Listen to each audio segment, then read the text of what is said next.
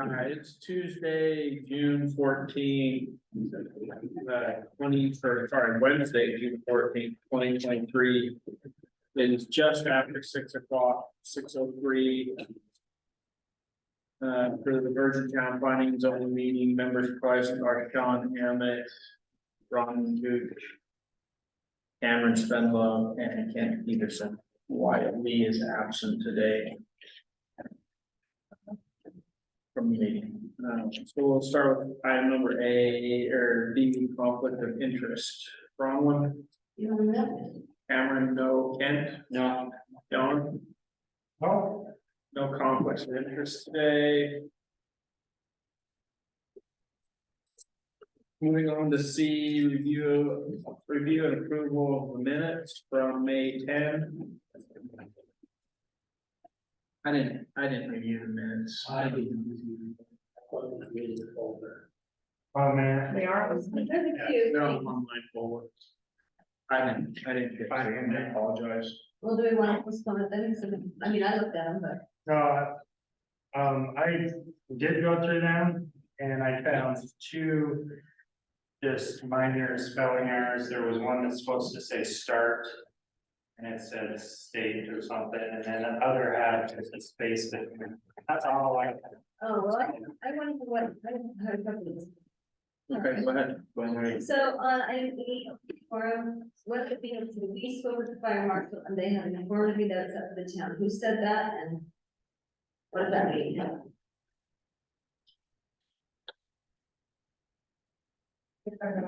I guess so. Okay. Sorry. No, you're good. Like I I said, didn't, I didn't get a chance to review them. were you looking at, on item E, what the open forum, says Rob Bills.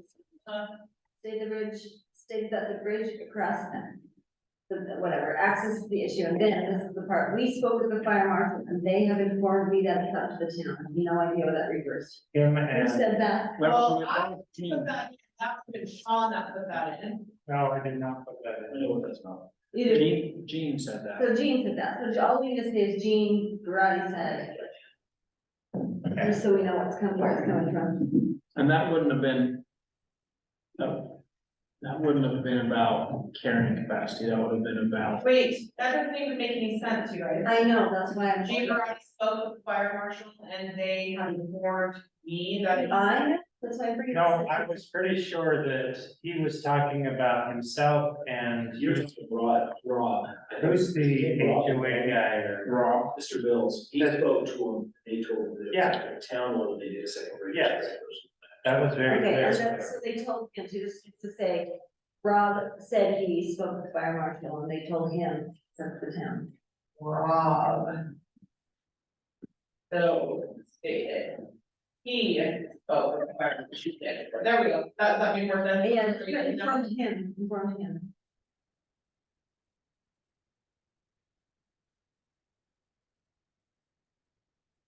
Is it July yet? I know, right? Just so. Okay, is that better? Yeah, that makes sense now, thank you. Yeah. So the other one was on the item 2, proposed subdivision, blah, blah, blah. It says, Kent made a motion to recommend approval of Quail Mesa, Wyatt Lee seconded. So we just need to put approval of preliminary plat. Where- We which can't one? approve Quail Mesa, like across the board. We don't know in that meeting, so we. That's not preliminary plat, was it? Was it preliminary plat? Yeah, it's stated that in the, Well, we just need to say preliminary plat, just to be clear. Remember, we had to reference this in the town meeting last time, so. Just make sure we got that on there, so we don't have them out. Okay, I added that too. Okay, that was all I had, except for your start. Or was that, Sean? You said there was a start? You probably already finished. You stuff. fixed it It's already. already, okay, then that's it then.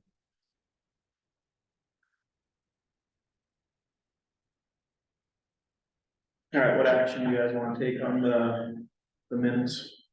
And I would make a motion that we approve the minutes for May 10th. Second. Ron Woods making motion to recommend approval of May 10th draft minutes. Ken seconded that motion. We'll vote. Bronwyn? Yeah. Cameron, yes. Ken? Yes. Sean? Yes. Yes.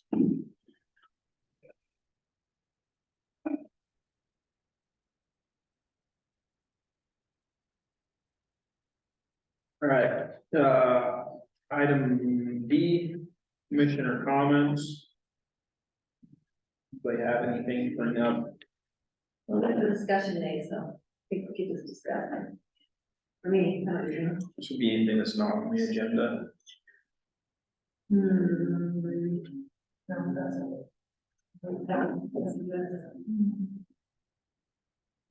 That where is it? We do this? Yeah, so if you want to bring something before the commission, what you'd like to work on. I just have a question about, It's usually the thing we do at the end of the meeting. yeah, and Anybody have any commissioner comments? Sean? Do not. Ken? Bronwyn? No. Cameron, no. All right. Open forum, 2 minutes per speaker. I got one stuck. Don't all rush up here at the same time. You want to say anything, Gene? Yeah, Jane, yeah. You want to say anything Yes, there, sir. clerk? Oh, thanks. Put that in the minute. Madam Clerk? We have our election day. Coming up, it's on July 1st. Jane, help. I think that, Yeah, we've got to run together as best as I can. good girl. Concert in the park. Hot dogs, Okay, dinner, silent auction, cool. downtown for the kiddos. Lots of cool prizes, but it's for fun for the kiddos. That's good. You adults can enjoy the concert, and play with, whatever. Good planning. It'll be fun. Or the other way around. All right, Parents' house. July 1st. Be there. Hey, so we'll go into our regular meeting, so. this- I have a comment. Oh, go ahead, Ken. Congratulations to Chief Karate and Cameron Spindlove for the candidates for town council. You can't leave out yourself, you're gonna congratulate. all Yeah. right. How about this? When did this happen? Last week. I was in Florida, that's why I don't know. Well, good job, guys. Woo. Carry your glutton for Christ's sake. And we're gonna write you. I felt you like it, but. No, Ronnie's running the right campaign. I'm not. You kidding me? Thanks, Ken. Hey, I'd like to thank the clerk for printing out all this stuff. This is great. Yeah, good job. husband. You're welcome. You love me. On the ball.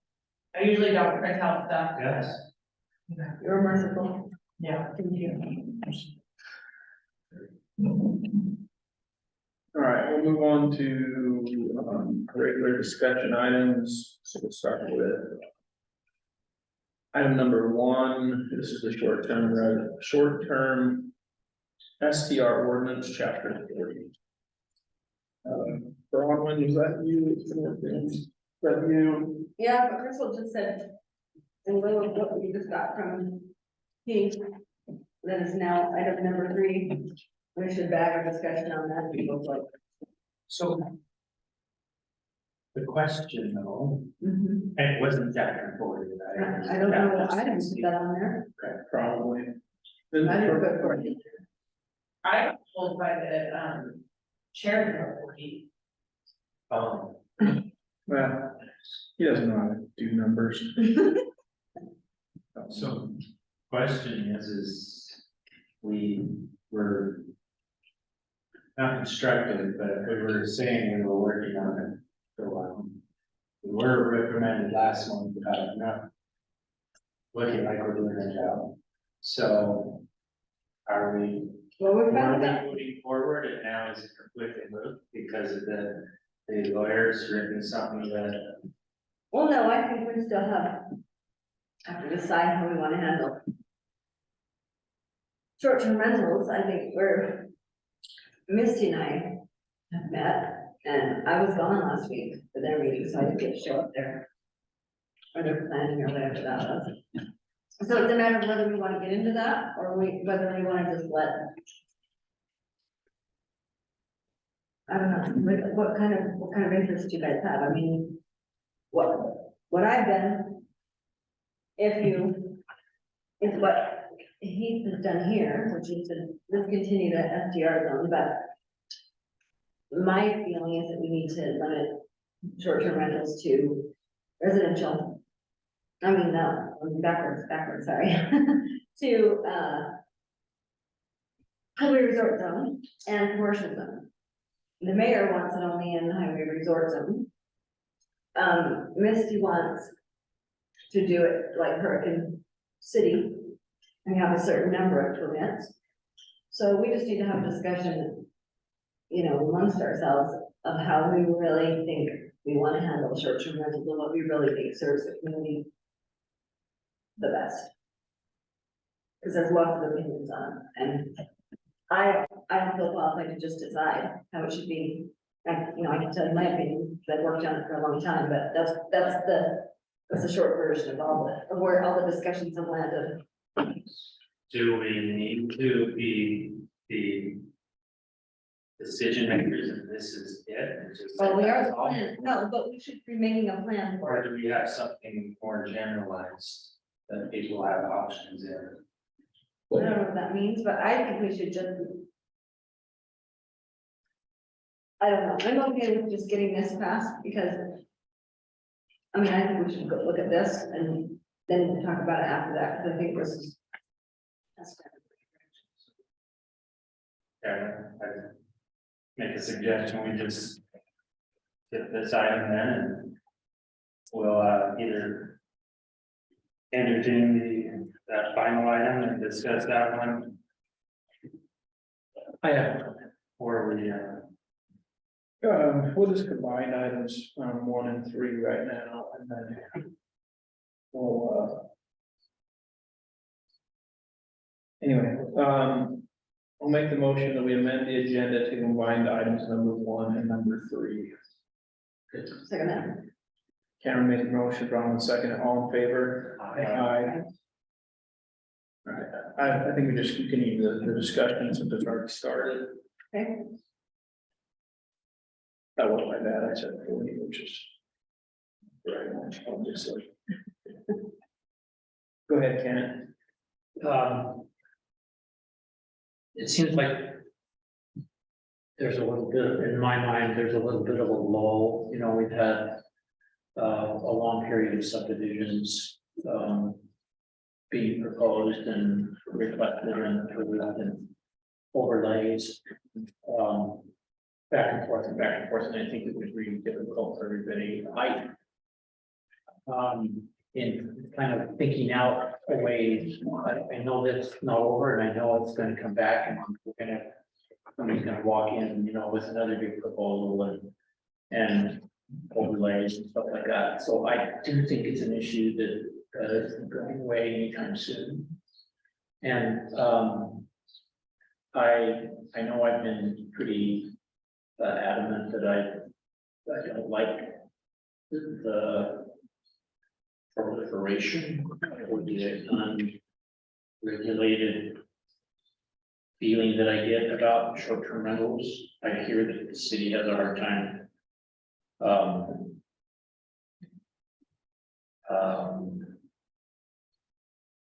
dealing with how to who has permits, who doesn't have permits. There's all these rumors. I don't know anything about them. I don't know if any of them are true. It just seems like everybody's complaining or not, and I don't like the feeling.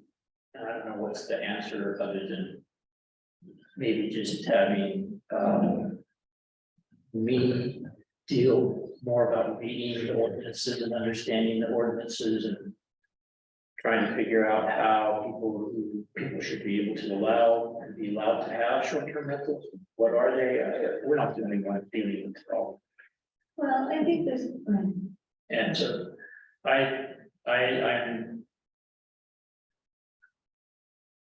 been worried about other things under the short-term rentals the past month, so I don't know that I don't have any solutions for it. But I think it's an issue that,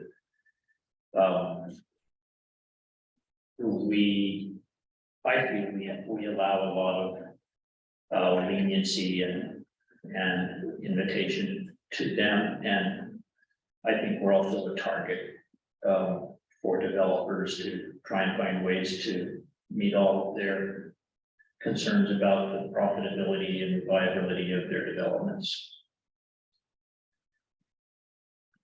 Thank you. Nice. Go ahead. I think that this, what the attorney has written up, as far as just discontinuing short-term rental overlay zone, I mean, I think there's a lot of reasons that that for the timing of it right now, but I think it stops the bleeding. I think it will help us avoid the problems that we've had as far as what our ordinances say and don't say and the whole process. So I think it's a good. I support this. I need to read it more carefully, but I think it's a good idea. Just stop the short-term rental overlay zone, but then I think we need, the next step for us is to just decide how we want to handle it. I'm talking to Misty, she really likes the idea of having a numbers of permits. I don't know how I feel about that. I think it's important to limit it to commercial areas, and let other kinds of renting happen, you know. And have, in residential and rural residential areas, have residential hosting, just because it's with an owner there, it's self-policed, and it makes it, I just think it's a better way to approach it overall. This grandfather's in the things that have already happened, so it What's already eliminates happened? anyone who already has a short-term rental overlay zone is already. But this ordinance from the attorney is, you know, what's been decided for them is protected. And so there won't be any issues with that, where we, you know, weren't keeping our word or things. Go backtracking on our part, but it would just set a precedence going forward, that I think is probably healthy for the town. That's really about all I have to say about it. Mike. Other than asking the question, you know, do we want to sit down, does this body want to sit down and decide at all what to do short-term rentals, or should I just move forward with Misty and working together with her and her idea of. That's the same question that was asked like 6 months ago. I When don't know somebody had no what idea. your point is. So the idea was that we're already supposed to have a document to look at. Instead, now we're looking at, let's just close it, which I think is the wrong action. I think the action should have been, if they're worried about future ones coming in, it should have been done by resolution. And said, we've got 6 months to work on it. And then we come up with that answer within the 6 months. Do a moratorium on it and do it that way. Closing the whole thing just messes up the ordinance even more, because it's still there, it's still an ordinance, but now it's closed. No, So- well, then let's just add it to rid, Let's- you know, eliminate it from Hulu, then it's. Let's- Well, we tried to eliminate it, I do have an but ordinance. it did eliminate everything. And that was the problem. You can't just eliminate all of it, you have to go through the ordinance. I've gone through it and as well. And we didn't even want to look at the copy that I had. Your copy that came up, Oh, that was we crazy. looked at it, but it didn't have any substance to it. It was just, it was kind of an outline. It was, of- yeah, do That what basically- we have so That far. basically said the same thing, just shut it down. No. So okay, so that gives you guys, why don't I send you what we've come up with so far, which is all the verbiage for leaving, what rules you leave in, short-term, I mean, it has all, you've gone through pretty much line by line. Do we need to if this happens? Yes, we still need to, If because, it's in the ordinance, we don't need to do anything. yes, because short-term rentals still exist, it's just the overlay. zone.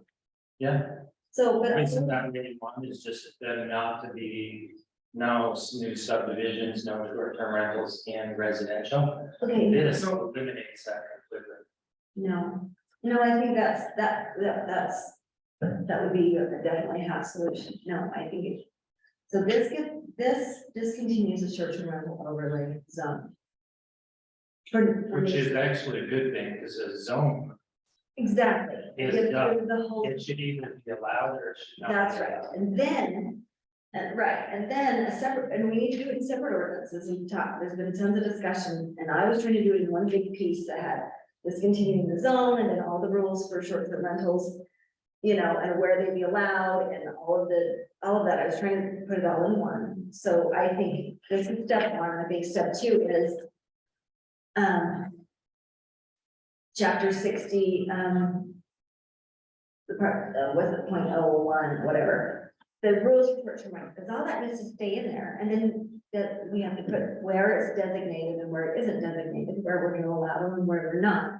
And this is the holdup, and whether or not we're going to add a permitting process to it, or whether it will just be allowable in certain zones. You see what I mean? That's the question we're stuck at as far as consensus. There is a permitting process. So a number permitting process, Ms. B likes the idea of doing a permit, of doing a number process. You know, like a number of permits that would be allowable every year annually. And she was gonna get some research on that, and then, so that's where we left it. Everything else is, I do have a document that shows everything else we've talked about that we could go over here. But that's where it's in. Is it the last document you? None of Presented to no, us. that last You one have changed it. presented was, by far, That's all. I was asking. hours and hours and hours on it, yeah, and the language has all been fixed. The rules that apply, the rules that don't apply to short-term rentals, if the overlay zone does not exist, in other words, just short-term rentals, it covers definition, make sure we have great definitions for short-term rentals, it's pretty extensive still, so. But The definitions are being redone by the. right, right, but, and so I have, and I've talked to you, so. The definitions I used are the ones he says he's going to use. So, anyway, that's kind of the update on all that. If you So, want me to bring that document to, do we need to meet on that? Do you want me to finish talking to Misty and do you guys have opinions on whether to go? Do you want it to be a numbered permit, numbers of permits? no, No, okay, I would be open to considering a number program. I don't know anything about them and how they're working at other places. And I don't know, I haven't spoken with you, so I don't know your reason and idea. I don't know if I support that or not, that's why I haven't finished, because I don't know how to feel about numbered things, Yeah, to me, it's a so whole. we're gonna bring that up to Misty to give us a report. Well, I felt like I needed more info from her, because she was gonna talk to a couple of cities, but my initial feeling is I don't know that it really serves a good purpose. So I apologize that I did not see this item on the agenda until Oh, okay. just a few. No, we're mellow, we don't care. From, I don't know if this helps you guys or helps anybody, but I've contacted probably half of the Utahs. And received their ordinances, and what they do to help control their short-term rentals in general, or their residential hosting. And what they have, if they have a number in system, or if they don't, what they do in all these other towns and cities, and I have all their ordinances and documents. See you. Good idea. I mean, I have them, I have probably like at least over a dozen or more. Okay. That's a good thing to look at. Well, yeah, I'd like to see it. So the difference is, it will either do a numbering system and allow it all over town, or No, we I'm not don't. thinking that either. See, that's the problem, if you're going to limit it already, and then you're going to limit it again. So if you only want it in commercial zone, or only in highway resort zone, you've limited it from I Allen to agree. the zone. That was my initial take, that's what the approach I felt was good at first, I mean, that's the approach I was going with. So we limit it one way, we don't have to limit it 3 different ways, Well, we could write it up that way, that's pretty much written up that way, and then just send it because to one council and see what they say. little development in a highway resort can take up all of the permits and be done. Right, If you do it by numbering and by Right. zone, right, so it just doesn't make sense. so maybe we should just write it up without the permitting process and let town council grapple with that, they said June. What do you think? Maybe to decide if this is, Well, I think this is, because we can't do it all at once, I think we should go with this myself. Because it makes it so, no, they won't have any more applications that come forward with the existing ordinances and all the confusion that happens. So this just stops the overlay Yeah, correct. issue. Yeah, from what I read through, that's my understanding. Cameron, what's your opinion?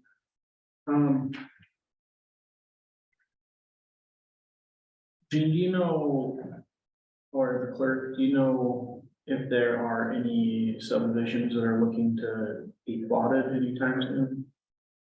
No, everything that's been done, so that ordinance that they proposed, that he has done does not affect.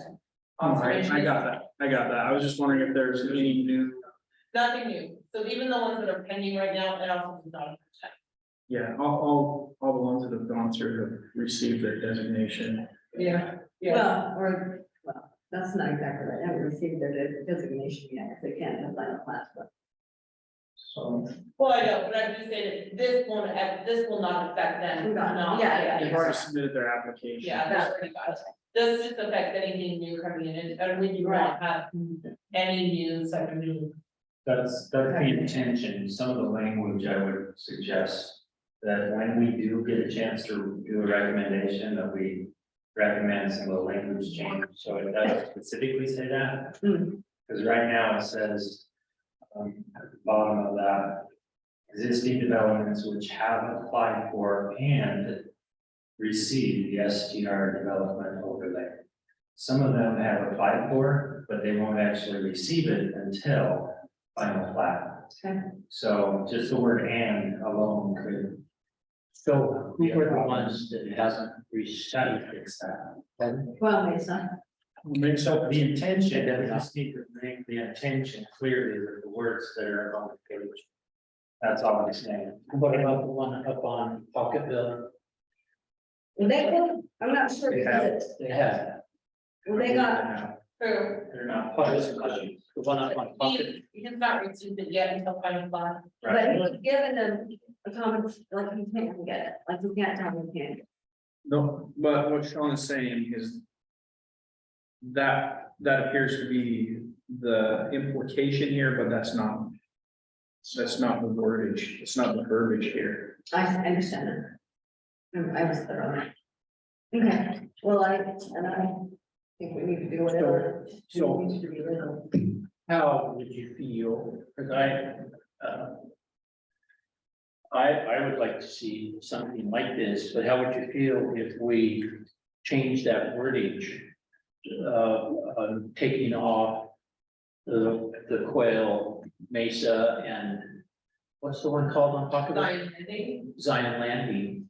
We don't need to do that, we just need to say that we just need to make room for what's happened to continue. We've already been told they can have it if they get all of their ducks in a row and get their final plat. So we could just say, We really just need to. You just need to take out and receive, And.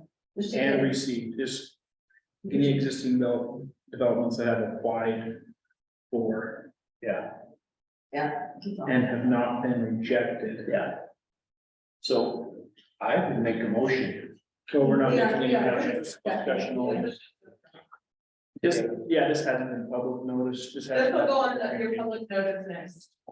So, The other thing would be, I know they discussed it in the town council meeting, but it's just in the wrong section. 60.03 is after, That's right. and so it should be 60.01 or somewhere before the short-term rental, or it should be coincided with the short-term rental purpose. I don't know, somewhere 6.01 works. So it comes. Well, no, before each other. that would be 6003 because we need to leave a lot of the language in 6001 to regulate short-term rentals. Generally.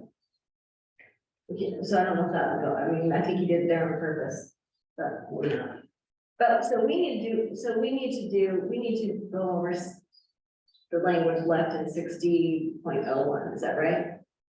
Just make sure that says what we wanted to say. Because the very first.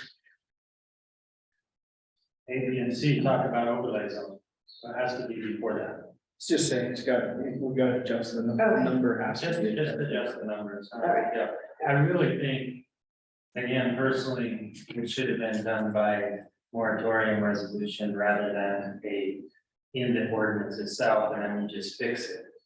I would have liked that, but we should have already We had. tried, and I've never, Should've not, already for some had reason, that. that kept dying. I don't know why that. I don't know why. Okay. I don't know why, the way that it did in town council with that, because they had the chance to do that.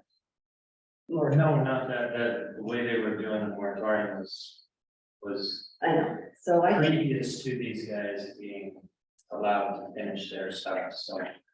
I just don't think putting it in the ordinance. And then, I don't mind it, I think it's fine if we get the rest of, you know. But I think it's better than nothing. Is this from the mayor? No, The mayor? The mayor had Heath write this up? Yes. Yeah, okay. it wasn't me. none of us could have written it up, so.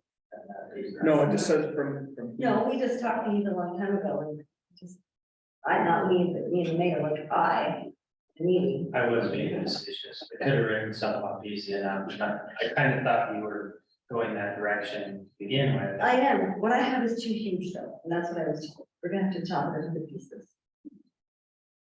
Like, we can't do it all. 2.01 is my suggestion and change that language on the end. So that fixes that. And then it really doesn't matter at this point. We have 4 subdivisions potentially that could have short-term rentals.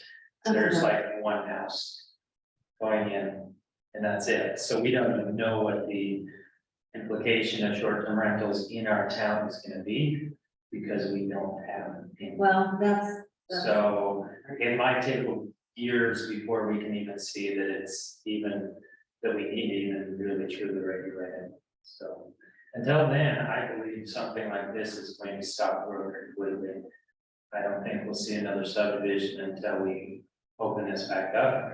And that might be years later, and I guess that's what people want, and that's what people will get is no growth. Gene, you had something? Just gonna say, so. The mayor instigated this, but it was a discussion with myself in Thursday meetings. My biggest concern was you can't just rip apart chapter 60 because that's regulation for the existing.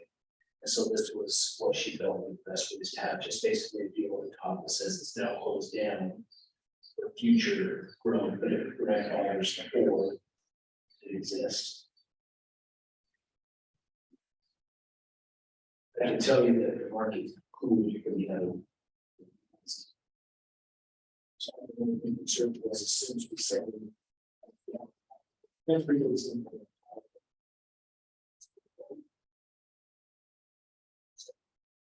Little context, but that's. A lot of people don't ever even building. It's, Anyone else? Any more discussion on this? Are you saying there's just one short-term rental in town? One short-term rental within a short-term rental subdivision. That's being thought within a it's sub. being built, that doesn't mean that's good. They're just getting started on that. They're doing that. So now I'm saying we're at the very beginning of that, and we won't even see the impact until at least a couple of them are built, and we'll see how detrimental it is to our welfare and safety, I'm sure. So it'll be fun to see. I'm still here.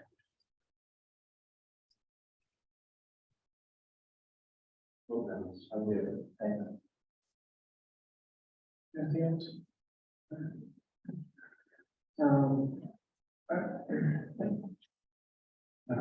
I will make this recommendation. I don't think that this is something that's needed. I don't think it's. Yeah, I don't think it's a problem, so. I don't agree with closing the zone at this time.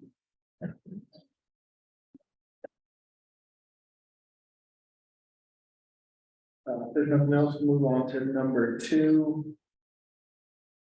lighting ordinance, this was what Sean and Kent have been working on together. I know you guys said you needed a few, was it Kent who told you needed a few more hours, but one of you told me you needed a few more hours to work on it, but it's, you didn't get it done before our meeting, so it's here. Is that good? Yeah.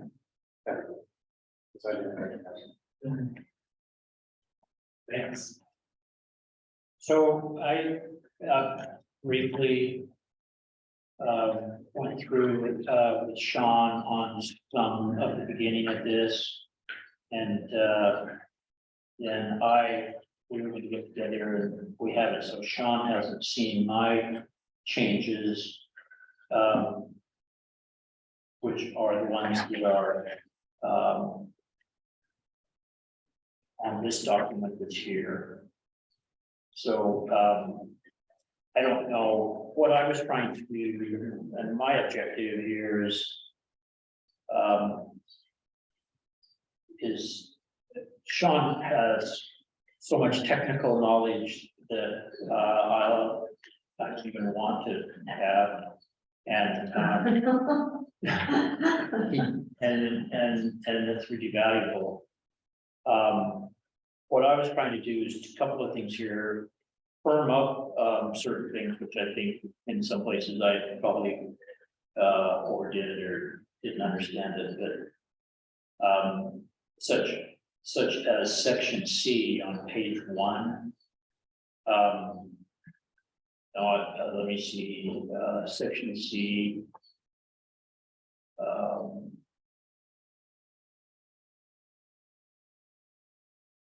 Temporary outdoor lighting.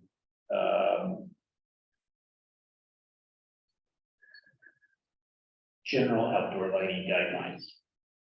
Where I crossed out should and said must be, I don't think must is a must. Actually, that is the correct word. I think lighting should be placed as adequate for that. I don't think that has to be firmed up, but I'm trying to find some areas of firming things and making it more definitive than saying where possible, inserting required.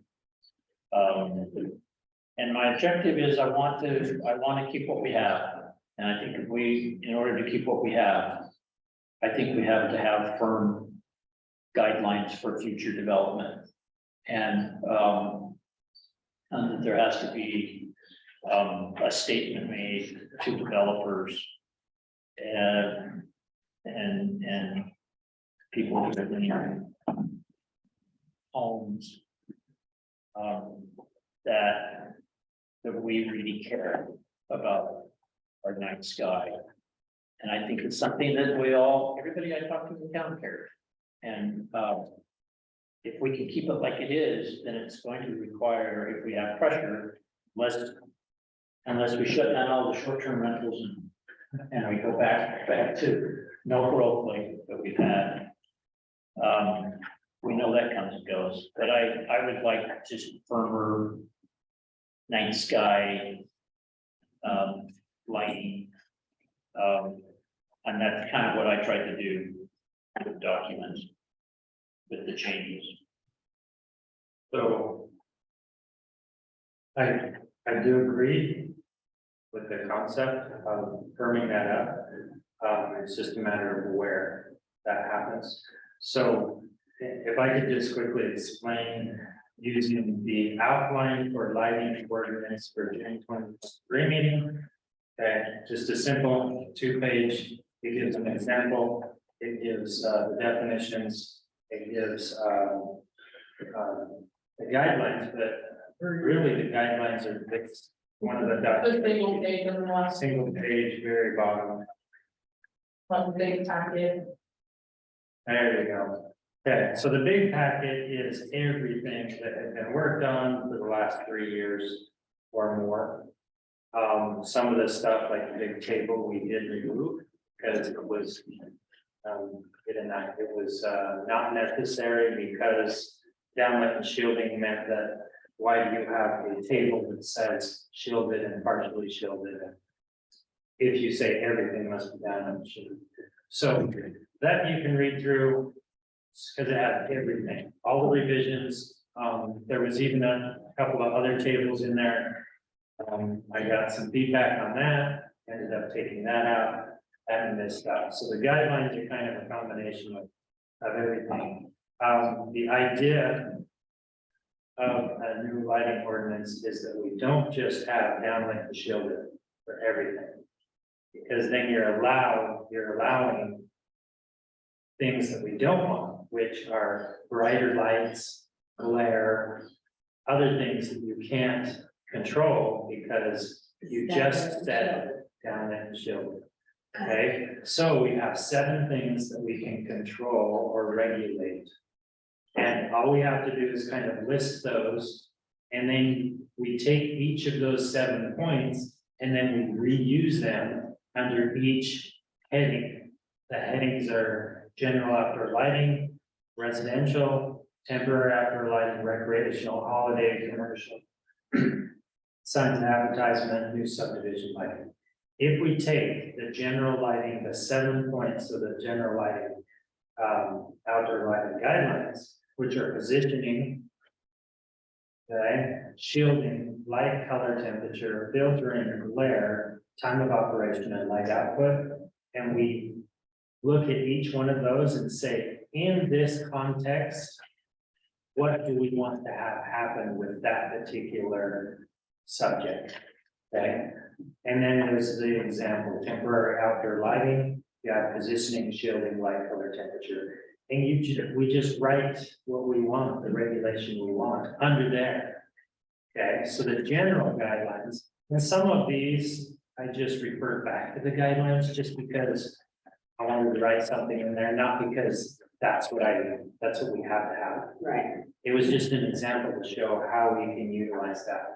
So every time we look at light, there'll be 7 different things that we're referring to. And everybody will know, okay, am I addressing each one of these different things? It gives options for the lighting designer as well as us to be able to regulate those in those contexts. So commercial is going to be a lot different than residential. You know that. So why are we trying to make it the same? If you do all of your regulations in the general guidelines, you don't need any other outdoor lighting because you make it all the same, whether it's commercial or residential, and you get no choices, no options. That's just what it is. So I propose that we take each one of those areas and then we apply each one of the specific elements to each one of those. And then we come up with a general, full standards of lighting for each area. That's the idea, the concept. If we don't want to do that, that's fine. We just make the general ones. And Well, what, I thought that,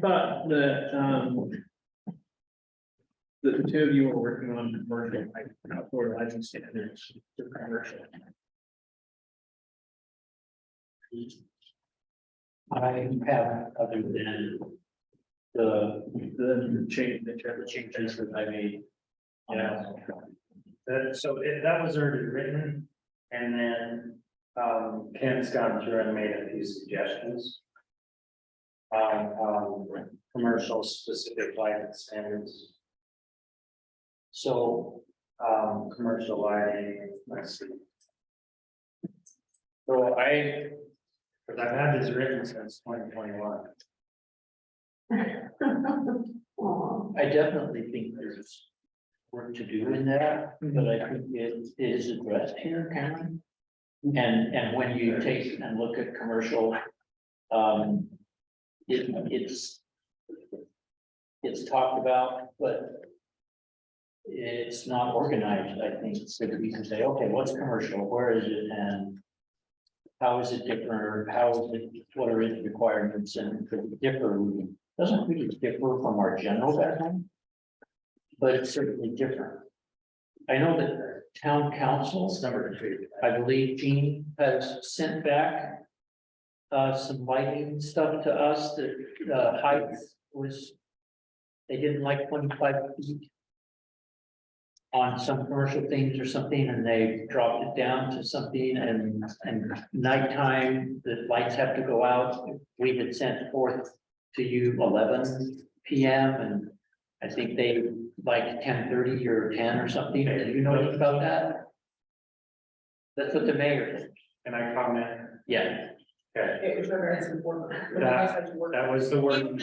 Meeting, that's why he doesn't know. That's why I'm saying, can I comment, because I did comment, I made the same kind of presentation about the guidelines themselves are just putting forth the 7 points of lighting that we want to be able to regulate. That's all it was. Those are just general ideas, but then you get into the specifics. So commercial lighting is number 3. On here, one document that you were saying. And those, there's commercial lighting general standards, and then it actually goes in that 4, page 4, bottom page 4, goes in 5.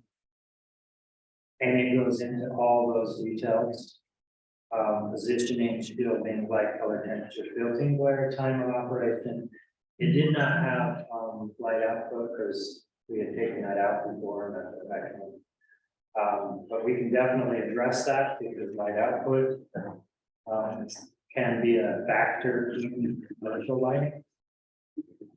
And then there's exemptions. There's also commercial specific lighting standards such as parking lot lighting, canopy lighting, and security lighting for commercial. Is very specific. We want to be specific on those, not just the generals. Yes. So it's there, we just need to go through it one, each item, if this is the outline that we want to follow. If not, tell me and let's move on to something. Very good. This So would as I cover- went through this, I didn't make any changes. I was just trying to firm things. So everything after number 1. On page 1. Here to see number.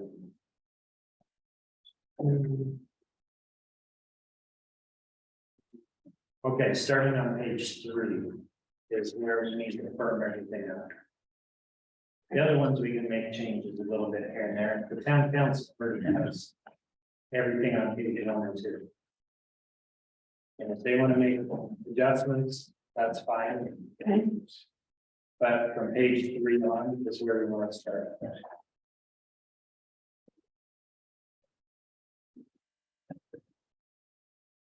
And if we want to skip number 1 on that and go clear to number 3 and start our commercial lighting. I'm okay with that. Whatever section you guys want to start, you can propose each section. But we can't do it until town council passes. We can't recommend anything out until town council finishes deciding whether or not that's the outline that they want to follow. Because the guidelines won't change anything in the lighting ordinance. Mhm. But as soon as they pass that, then we can start, we can start taking stuff out of the ordinance. The actual ordinance and replacing it with a new section. Right. That makes sense, Ken? Yeah. To me, it does. Then So, Ken, the only thing that I see with the changes that you're recommending to the general standards is that if these changes were adopted, then nearly every house in town would be breaking the ordinance. so fix it. Suggest them. So my suggestion and what I I would thought, say grandfather everything here. so my suggestion and what I thought we were working on. So I apologize. I thought we had done the general standards and then we were going to move through these sections, like starting with commercial, and we're gonna do the commercial lighting standards. And then we were going to move to residential standard, where we look at. The residential, or maybe we'd go recreational next, and then residential, we're gonna go through each of the sections. And write requirements in there. Right, That makes sense. And I didn't know that. I didn't understand that. Sorry. No, It's, so, how do you feel about the way Sean has organized it, and should we go, as you thought, we were going with one of those today, we can go and Sean and I could clean that up and bring it to the next meeting, or maybe we could even do one or two at the next. I think that would be great, that was just a work meeting, so they haven't officially sent that back to us yet. right. Well, it's not, I already done their agenda, it's not on their agenda, it's, they don't want to have it. I don't know, do they get to make official decisions and then work meeting? It's not on their agenda. But what their suggestions for the general standard will have to be. Will have to be looked at, I didn't make that work meeting there, so I think what they said, but. Yeah. I got, Sure, we could work on it, but it might be just as. That is effective as chapter 60. Done, hot trucks are over. I don't know, sorry, I just thought I thought we were all on the same page, and then I didn't make sure we were on the same page, and so. Well, apologies. No, it's just feel like we're starting over again.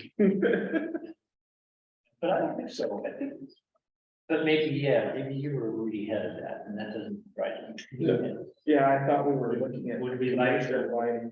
We'd like to review the commercial lighting of the text in the document, or is that?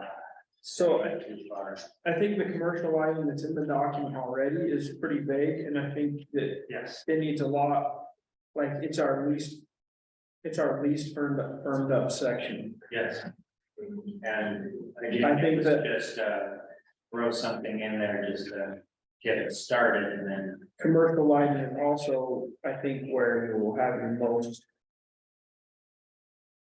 The largest amount of problems. I remember you talking about your concerns about it. That's where we'll have the most. I think that's where you'll have your biggest hurdle to keeping your night skies is in there.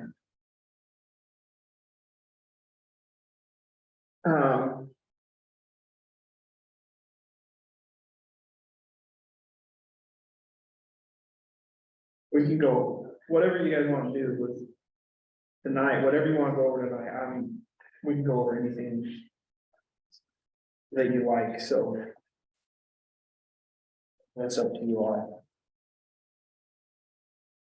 Well, let's take commercial, we certainly have time tonight, let's just take one and read through it together and get your comments. Fine, commercial. John, Too many papers there. let me take that. Go ahead, you can.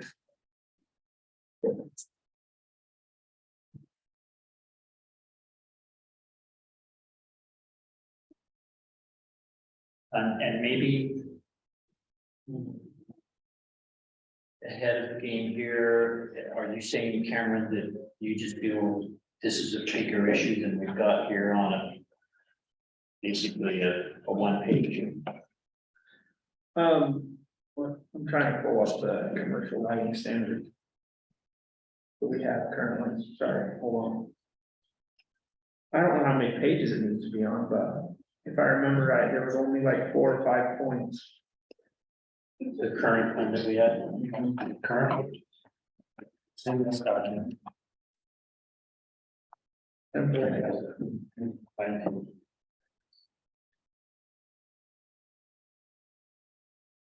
Where in the world is this? Kind of all over this problem where commercial lighting in the commercial zone. And in the supplementary regulations and in the lighting ordinance. I don't, I don't even see commercial lighting listed in the lighting ordinance.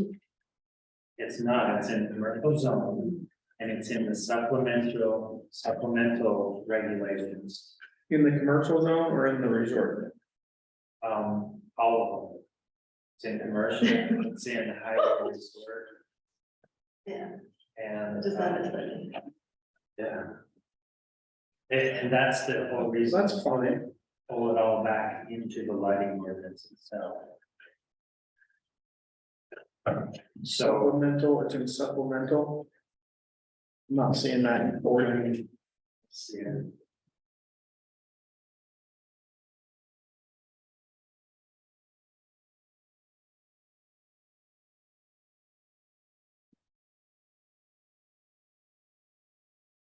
It's in 44 in there.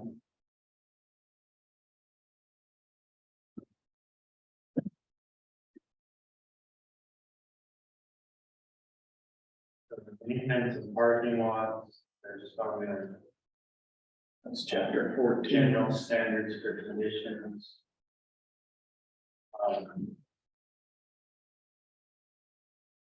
Chapter 14, chapter 16. It's just all over the place, that's why we need it in one section. It's also the sign standards. Sign standards are part of commercial lighting.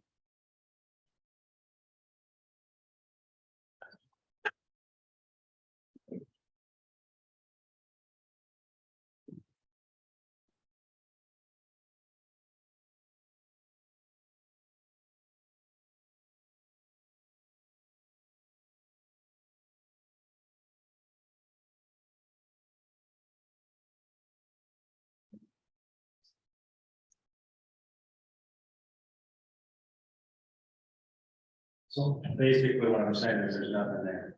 So we need to start over. Oh, I was thinking there was something there.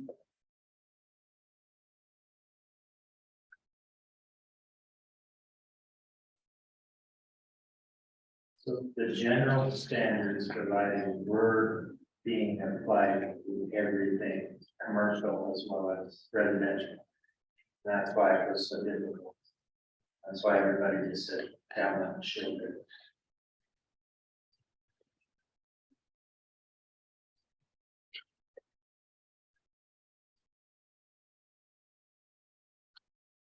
On your.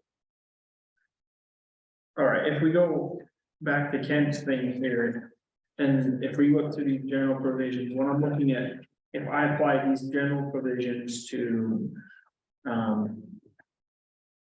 if I just take the general guidelines and apply them to commercial, I think that Ken's all of the things Ken listed here are appropriate. So you would go B, commercial outdoor lighting, and then these would be the requirements. I didn't see anything. Two's a little redundant, needs that first sentence removed, but. I don't see. You know, for a commercial enterprise, though, 11 o'clock is. Just not that late. Are you reading on page I'm reading Ken's thing. 4 of Ken's thing? Or are you reading? I'm reading all these highlighted portions. Isn't that Ken's notes for highlighted? Yeah, portions? that's just the general guidelines. If you go to page 4, that's the commercial lighting. Or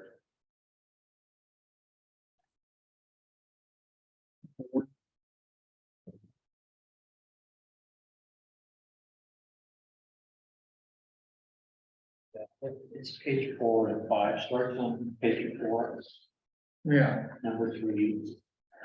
At the bottom of page 4, commercial lighting, and that's basically more Sean than mine, because I have one change on that whole thing, so. Okay, so what I'm saying is item number. What item, oh, J, item letter J, commercial specific lighting standards. I think you need to take all of the general guidelines with the changes Kent's made there. With the obligatory language instead of the permissive language. And all of those go into the commercial lighting standards with obligatory language, as Kent has here. Me, specific. So it would be like cut and paste. Like you're gonna take, general lighting standard, I'll take 2 shielding. All right, it is required to have lighting directed. It is required to have lighting directed downward and shielded from the top and sides to protect the night sky and glare beyond property lines. Give me, I'm sorry, hold on. Give me a number, a letter. He's saying this on page 1, you take position. This kind of paste over here, Rich, that's kind of what I already did. What I'm saying is you would just take this whole section, which is the general, as you rewritten it, and you would place it over here in J, commercial lighting standard. And you know, maybe not all of them are.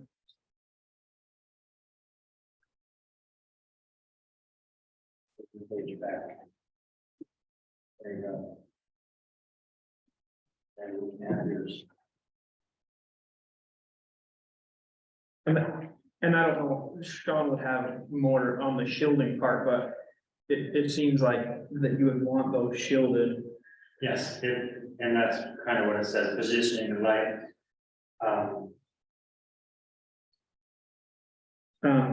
Filtering, I think we need to put when filtering is required.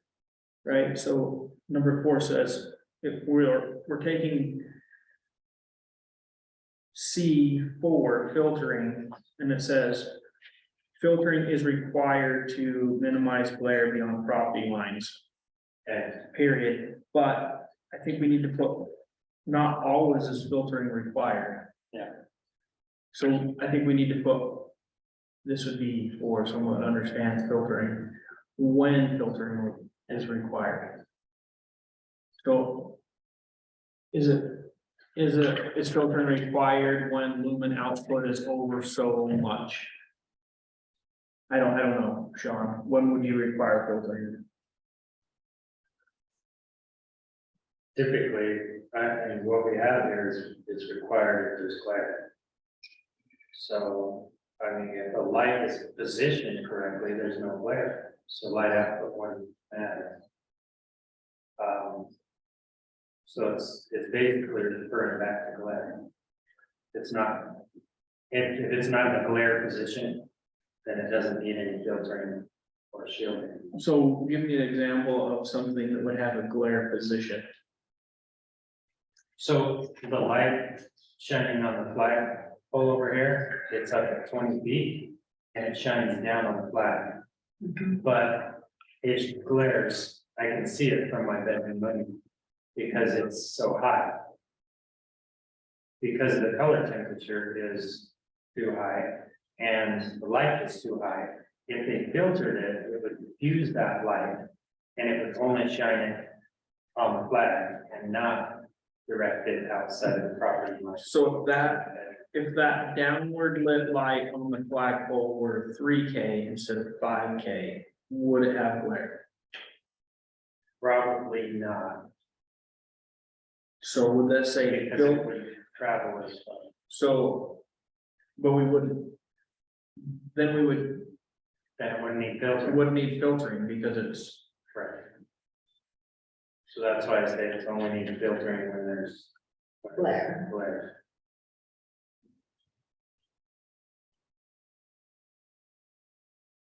I'm trying to think of, I'm taking it from a lighting design perspective. so here's one character, you can follow me, sorry, I'm not good at this, but if you can follow me. If I have a rule that says light cannot be more than 3,000 Kelvin. And I have a rule that the light cannot be higher than 20 feet. And I have a rule that requires that the light, be shielded on the top and the sides. Is there any situation, if all three of those are already met, that you would have glare and need filtering? Yeah. depends on where- Except for the light color temperature, you did just describe that light over the flat. Yeah, so there would be. So yes, it would be Yeah. great if they put a, when I say diffused, it's just a opaque piece of glass or plastic in front of it, and instead of the light, where you can look at the light and it blinds you looking at it, all you see is the glow of the light coming down, rather than it's directed toward. Okay, but if all three of those are required. So you have all of it, it's only 3K. It could, the 3K could still glare. Yeah, it could. It could still have glare, depending on position. Because what I would like it to read is. Any light over 2K that's above 15 feet. Must be filtered, must have filtering. So there's many points where you would not want the light to be filtered because you want it directed at something or towards something specifically. And if you filter it, then you've defeated the purpose of that light. So there's points where you want to leave options for the light fixture type or the light positioning, or whether you're pointing it down but at an angle onto a building. Like the lights we have here around this building are actually against our code, but that's okay. Because they have a tube that goes around that filters a little bit, so they don't glare. Okay, but they're still bright, they just don't glare. Basically filtering just, made just to address glare, like that's the whole point of it. Filtering is only to, Yeah, if there is glare, if there is no glare, if no one complains about that, it's not glare, you don't need to filter that's not as a stage lighting. You don't- So if you take these chandeliers, No. technically we have it. glare, There is glare. And those are like and they don't bother us because I guess the Kelvin is so low or whatever, the wattage. and you don't sit there and stare And at the same time, the sun, which will burn our eyes, that's outside, it's shining out there. But it's shielded by the wall and the doors, and we get light from it in the room. And Right now, pardon? indirect right now. Indirect. And my concept here, and I don't know a lot about this stuff, but my concept is. I don't want my neighbor to have to be concerned about my lighting. Glaring beyond my property line. It should be shielded enough that when he comes outside.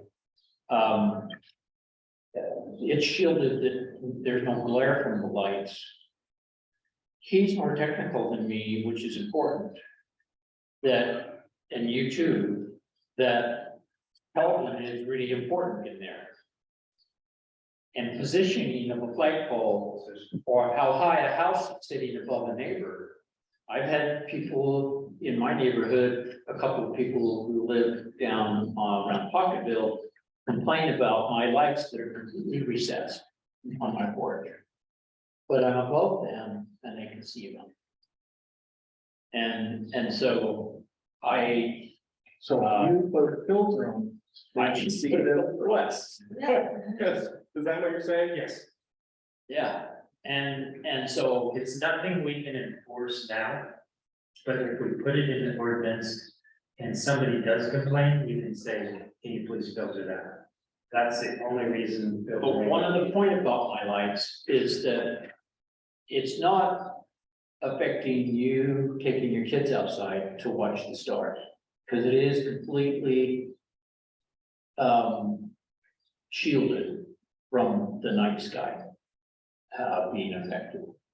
But the classic problem, that's pretty easy. The classic problem is, how do we keep safety on the streets, around homes, and how do we keep neighborhoods lighted in a way that's safe and we don't worry about our safety and the night sky is not affected, and yet we can walk down the sidewalks and can walk up the drive, the side, to the front porch and have plenty of light for safety. So that's how I simply look at it, and I want to take a technical person or somebody who's out there talking to the builder, you know, or sitting down with the builder in a plan, and I guess this is what you do, and saying, okay, you know, you're living with neighbors, you're in a development, I'm concerned about, you gotta make sure everything's in canisters, or you gotta make sure they're up inside, a front porch, or that, they're not shining, they're not glaring beyond the property line. That's not too hard when we have 1 acre, 5 acre pieces of property, but when we have neighbors that are right next to each other in residential areas, that becomes challenging, and you're the one that's gonna enforce that. Do you have the tools to do that? Not you personally, I mean here. Do you have the tools to do that? Go ahead, Dean. So there are so many factors. All the stuff you guys just mentioned, you put that up there on Wildflower. And he's still gonna glare down, it's the same as yours, you're going up in the light.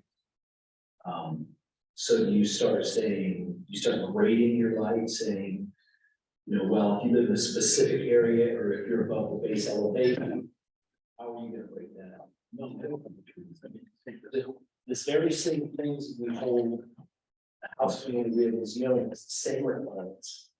It's one of the units up there on Wildflower, because that's all that costs for. But there's different. There's nothing in there that says, well, you have to do different than what you were building. X. Another one that's come up in the past, people have been very attractive lighting on their houses that are LEDs that are shielded from the front that reflect off of the house. So it's diffused lighting, you don't see any bulb, it does the same exact thing as a candle, but our ordinance don't allow for like this, it's shielded down there. So then, we can't have that very attractive lighting, it doesn't meet this very specific, so no, we don't have the tools. Another example of this that comes up, and I think it's good to talk about it, is that when the Mays moved in behind me, Diane and I had been up there long. You know, this wilderness beyond our lights. And the first night they had his outdoor lights, they're up in canister and everything like that. Builder had turned them on and everybody was gone and they were on, nobody was living there yet. But they were ready to move in. And I freaked out, right? It was unbelievable. It was bouncing off the driveway, the new driveway. And I just freaked out and I called John and said, and complained, which I'm out of my tree, I think. And I said, your lights are too bright. You know, they're just glaring all over and it's really uncomfortable and what can you do? Well, he didn't know, but basically the builder had they have them on a dimmer switch and the builder had left them on total brightness. And it was like, you know, you're out in a stadium somewhere or a ballpark.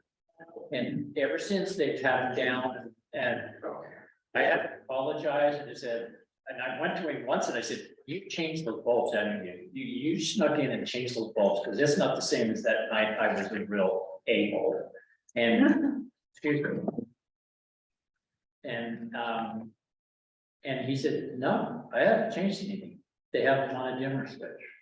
There's two other things. I think one, you're more used to them, you get used to them as they're there. But also you've got, I mean, there's studies, you can read them all over the internet. There's studies now that are saying, you know, downward shielded lighting does not protect the night skies as much as everybody says, but it's the very thing you just said, especially in the desert where we have light soil, it hits and bounces back up. And our current ordinances say you can have a bare bowl that is this wattage or less. 900 A lumens. bare bowl that's just out. There's nothing that says how bright you can have a candlelight mosquito or a spotlight on that sucker. It hits the ground and blows up into the sky, and you eliminated the whole point of having. That's what we currently have. I get this idea of having, you know, lower Kelvin lighting, but it isn't gonna answer all the problems. You have people who live, I mean, it answers part of it. Do builders talk with you about our lighting ordinances? No, I tell them what the requirements are, and they do it, that's it. If they know coming in, it's never a fight. If it's laid out for them, we say, this is the requirement, it's the ambiguity that creates the problem. So,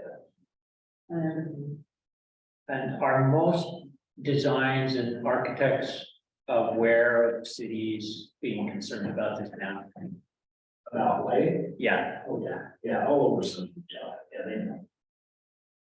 I think it's all over Utah, actually. It's probably everywhere now. Yeah, no, they're aware. But back to the point, I think it'd be nice to have options like some of the beautiful homes that we have in Rio and in Desert Gardens, the larger homes, they put those lights in front and they're shielded, that they're not getting lit.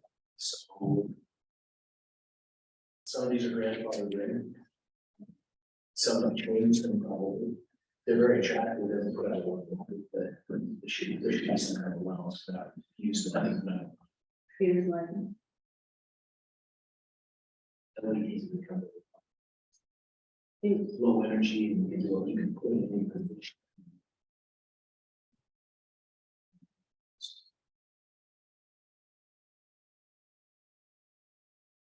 So, So that's good. so.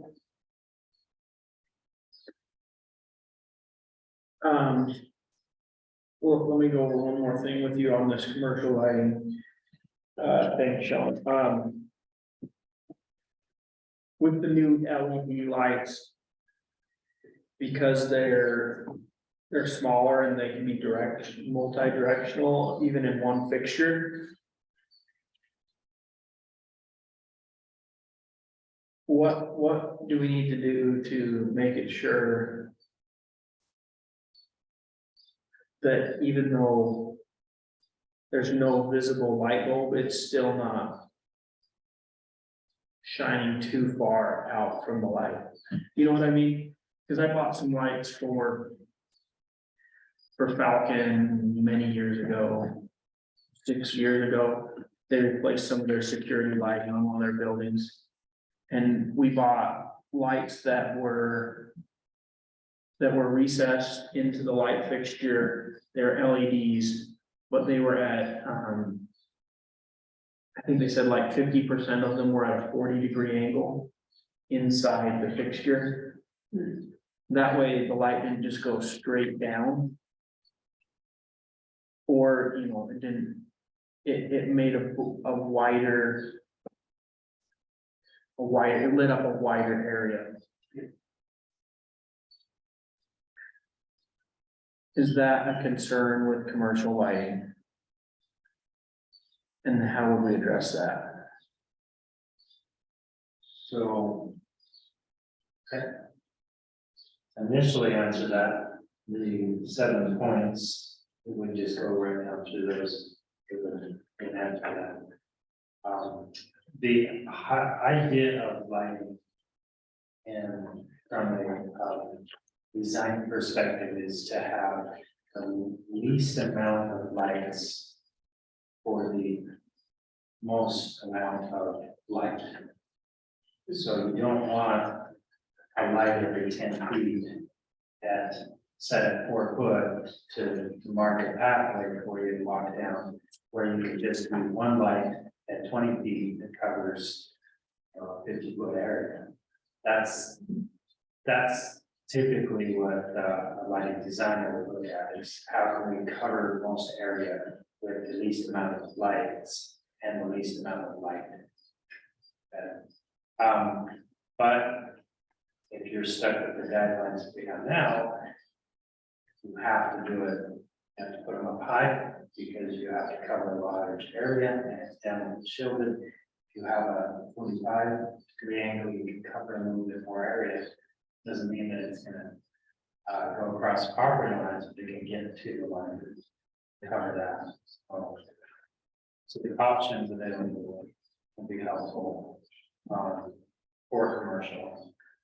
I think we would add something completely different in wildflower if we had had more options like this.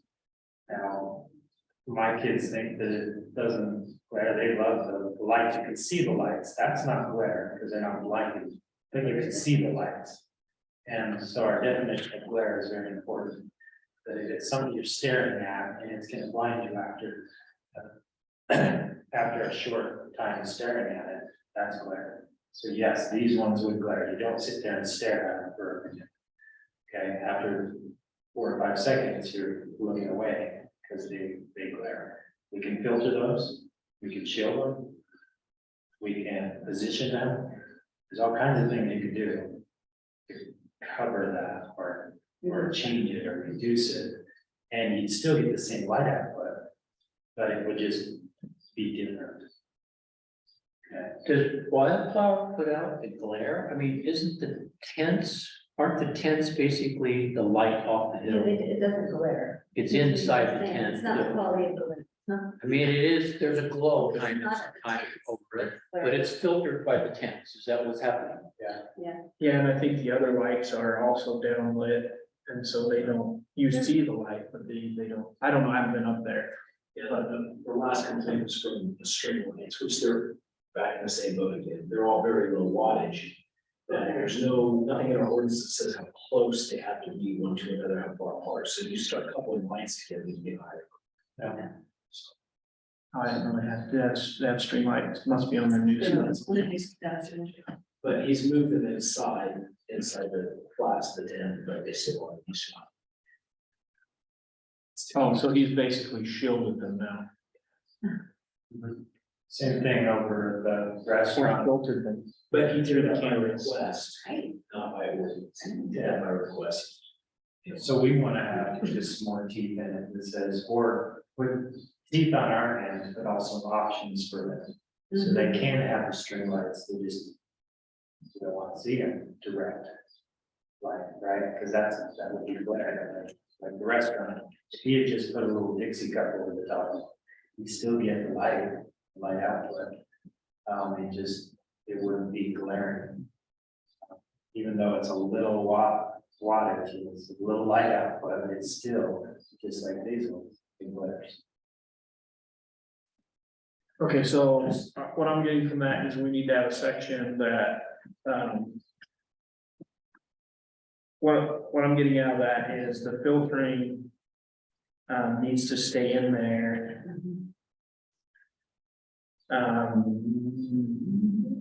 Maybe filtering is required to minimize glare beyond the property lines.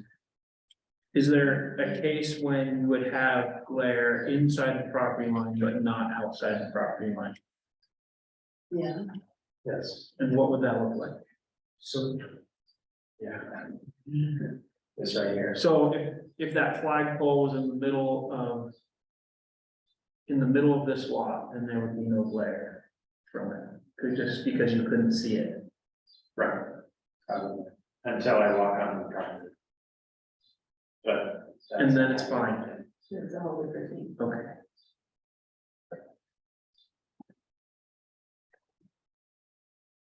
We need to add a section in there specifically addressing string lights.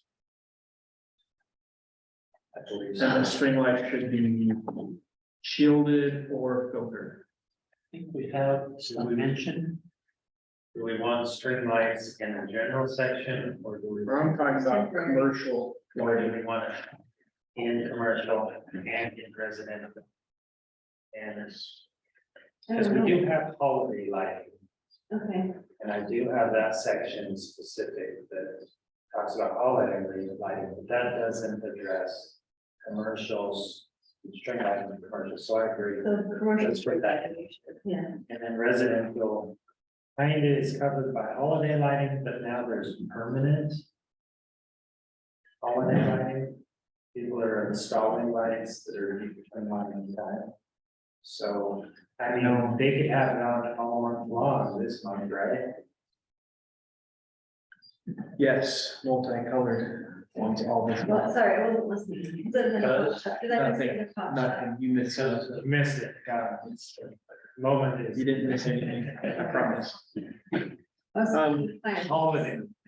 Yeah. So we want to address it specifically in residential because just holiday lighting doesn't answer. Doesn't cover my. Yeah, that's fine. I would like to just focus on commercial though, and Yes. get commercial completed. I mean, you, John and Kent have been working on this so long, I would like to see something completed. So we need that philosophy, and just want us to work on that. So I'm talking about the philosophy, my questions about the philosophy of it was to get a better idea of what to put in the commercial one. Commercial lighting. Plan. Commercial specific lighting. Probably number 4. Okay, so let me ask you this.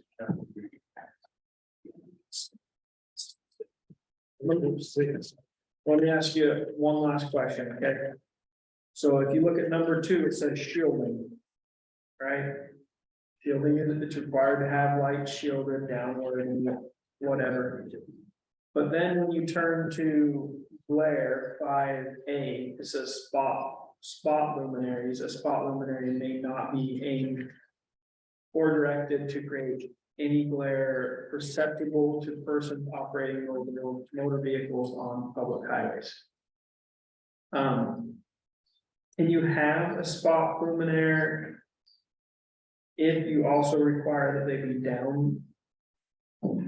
downlit and shielded from the sides? This is addressing position specifically for a spot luminaire, so there is instances where spot luminaires are important. Those would be like your safety lights most of the time. I know the church up here has one. At their back door. And it's shooting right out, was shooting right out to the street. So anytime you drive down the street, it's shooting right in your eyes. Just told them to move it, tip it down. As soon as they tipped it down, everyone was okay.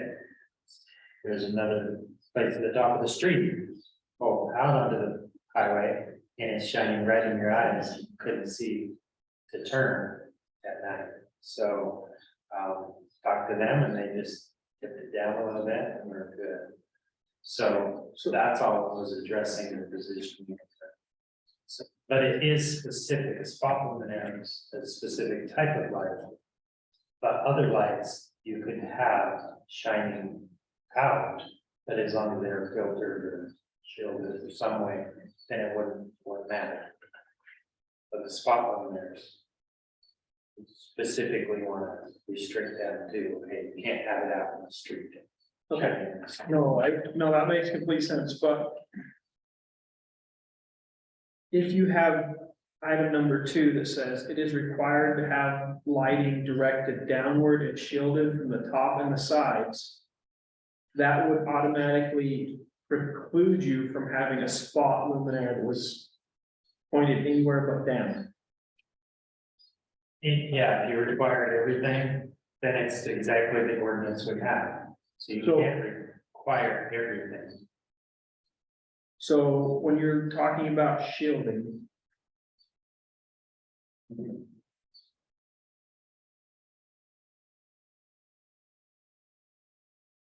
Because generally shielding from the top and the sides.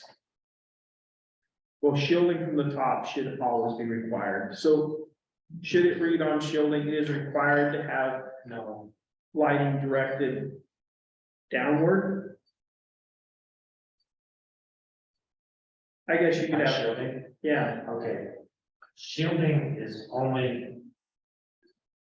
I appreciate the comment that was made by Ken, but it defeats the purpose of the shielding. Shielding is to,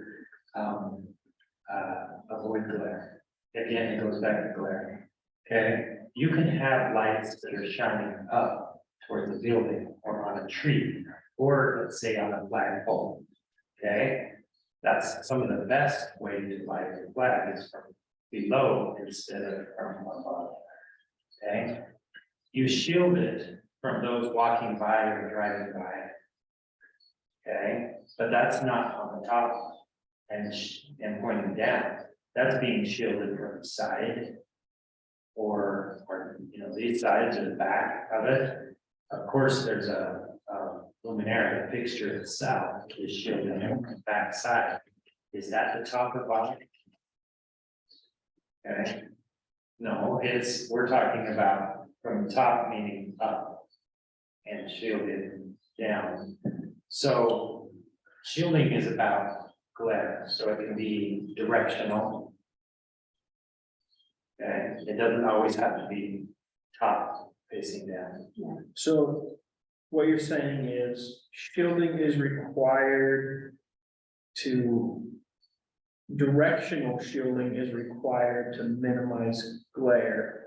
I think that's what's, However, you also don't want lights just shining up into the sky. sometimes, If you're trying to protect your night sky, you don't want lights shining up in the sky. then that refers to another point, which is, time of operation.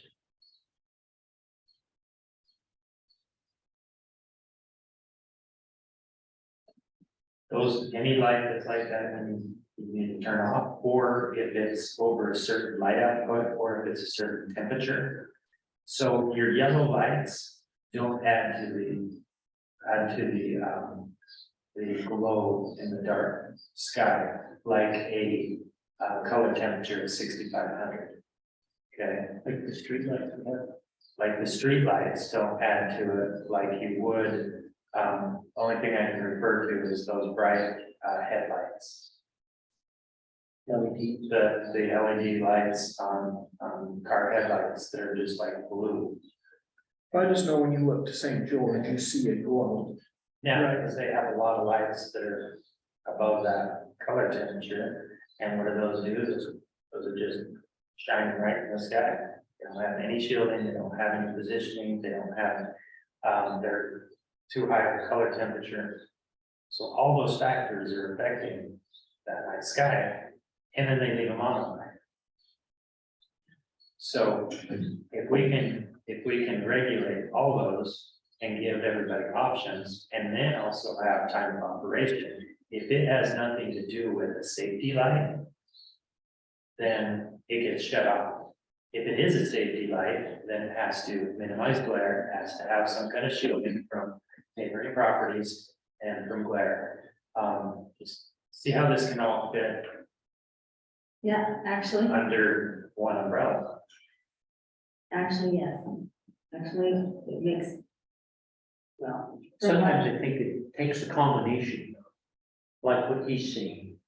That if we want to, I mean, I can see glow heaters, like sometimes I can see canal. Like, but Not all lights. our streetlights don't do that, So right? So do you know, so I'm getting your 7 elements here, as you're explaining, I get it, I think you're right, but do you know enough about the kind of lighting you need to regulate here that you can address all 7 of these points? You know, for each thing and make it clear. I hope so. Okay, because if you can take it on, that is exactly what would be best, I can see that, but it's huge, so if you can do it, if you feel like you can do it, that would absolutely be the best. The So best solution, I mean, a solution, it would give you the best Can I- guidelines, create the best result. and I can continue working on this, if this is the outline that we want to follow. We'll continue to work on that for the commercial, which is the biggest section. Right, Once we get that, I think, and that's also the next section of town that will actually need it. most of the residential. We'll get into that, because I'm sure there'll be a few more homes being built, but not as many as we saw over the last year. Right? Yeah, I wanted to tell you you're overcomplicating, but actually, you're probably not. It's just so much work for you to get concise, written in our code concisely enough. You can do it. It's the best thing we can have. Go ahead, Gene. I think there's two things you should make sure you address. Shielding needs to talk about paperless. Or solid shielding. If somebody can come and say, look, I put plastic milk on it, it's shielded. Anything you go through, It's not shielded, that's. sure, it's It's shielded. filters. Yeah, filtered. Yeah. But the other thing, right, I think is the important thing to remember is that, Well, paper. yes, you have some leverage over a business. We tell business you can't have this stuff, but residential, you're asking about developers again. If a developer comes in and builds a home and they meet the requirement, and then as soon as you hand the CFO, they can change those bulbs out, there's nothing to do that. Yeah, that's what's happening now. It does, I'm sure, but I'm just saying, I can put the brightest light I want on my house right now, it's follows, but how are you going to enforce it? There's no light meter, there's no. So that's to be considered. Think about, I always ask this, just think about how are you going to enforce it? Whether it's me sitting in the chair or anybody else, how are you gonna enforce it if you make them? It's just making rules to make rules helps the development initially, but then. So the initial, yeah, is to get people to consider all the elements of lighting and give them enough options that they can get something they want, but it also meets the requirements. So then they're not just saying, I'll meet the requirements today and then I'll change them tomorrow when you leave, give you permission. Right? So we want them to get what they want. We want us to get what we want as well. And the best way to collaborate is to have an ordinance that allows everybody. It's, yes, it is A lot of work, but I think it's the comprehensiveness of it might solve the problem where everybody just going around the law. All right, so if you guys want to continue the discussion, I'll turn the meeting over to Ron, but I have to go. No, we're not. No, I think we've got some directions that we can go here. That's where I'm trying to get is the, Okay. I think this has been a really good discussion, Gene. I appreciate your involvement in this, because I think that it's obvious that it's not just this. It's the, how do we enforce it? How do we emphasize it? Who do we talk to? When do we talk to them in the process? And then, yeah, down the road, when we're all living happily with each other, then there are issues and ways that we have to deal with it also. But it begins at one of our spots and our positions. If we want, it's like, I'm thinking about Wildflower. And sometimes it's just really beautiful there at night when those lights are on. I wonder if the one that's under the canvas has the same kind of light and it puts out the same kind of glow. I don't know, I haven't been up there at night. But there ought to be some kind of, we ought to be talking with clamping operations and saying, we don't want this to go. We're going to kind of, can you dim it down like what Fairfield? Can you dim this down as the light goes down? Can we put some dimmers even in the tents that, give the light necessary in the tent, but that it's not going out into the. Yeah. Thank you. Thanks. I move forward that we dismiss. Have a motion to dismiss from Kent to adjourn. from Kent. Ron will second that. All in favor? Aye. Okay. Any opposed? Thanks. Thank you. When you are writing that, commercial one, if you could put in there somewhere that SDRs despite their zoning are commercial. Must. I gotta put that in there. You put that.